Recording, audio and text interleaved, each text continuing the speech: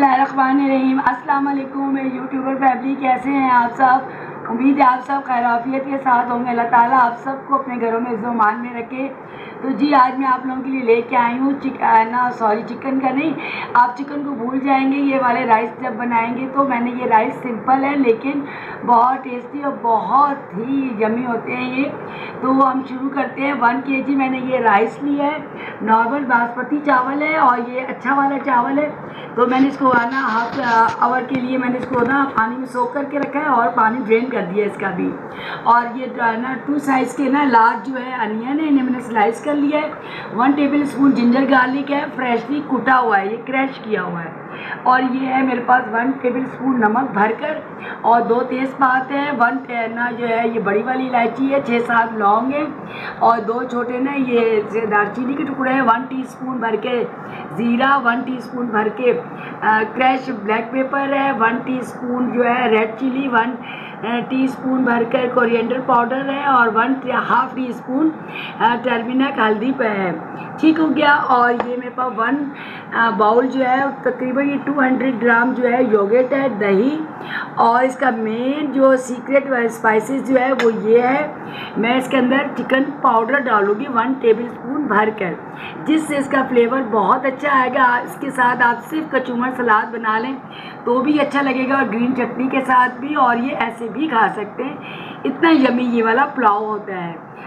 और इसके साथ ही मैं तकरीबन 4 ना मैंने ग्रीन चिली इस साइज़ की जो है ना मैंने इसके अंदर ये कटिंग कर ली। और देखिए ये ना प्याज जो है हल्के से गोल्डन ब्राउन हो गए।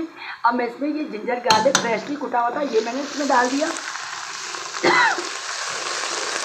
आज मेरी आवाज़ जो है ना वो बिल्कुल भी सही नहीं निकल रही, क्योंकि मेरा गला जो है ना बहुत दिनों से ख़राब था। आज तो शुक्र है फिर भी आवाज़ आ रही है, लेकिन प्लीज़ इसको इग्नोर कीजिएगा। और ये मैंने इसका जिंजर गार्लिक के साथ ही मैं ये ग्रीन चिली डाल दूँगी ताकि इसका फ्लेवर अच्छे से निकल के आ जाए। और इसको मैं 1 मिनट बस करूँगी हल्का सा यूँ, तकरीबन 30-40 सेकंड हो गए हैं। और इसके साथ ही अब मैंने ये ड्राई जो स्पाइसेस थे ना, सारे साबुत गरम मसाले और ड्राई स्पाइसेस, ये सब मैं इसके अंदर अभी डाल दूँगी। ठीक हो गया।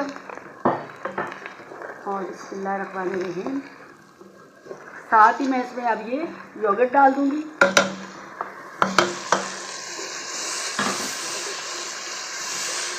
मैंने इसके अंदर ये राइस डाले हैं मसाले के बाद, और अब मैं इसके अंदर ये पानी डाल दूँगी। आप पानी इसका डबल डाल दिया करें, जितने बाउल जितने गिलास आपके हों।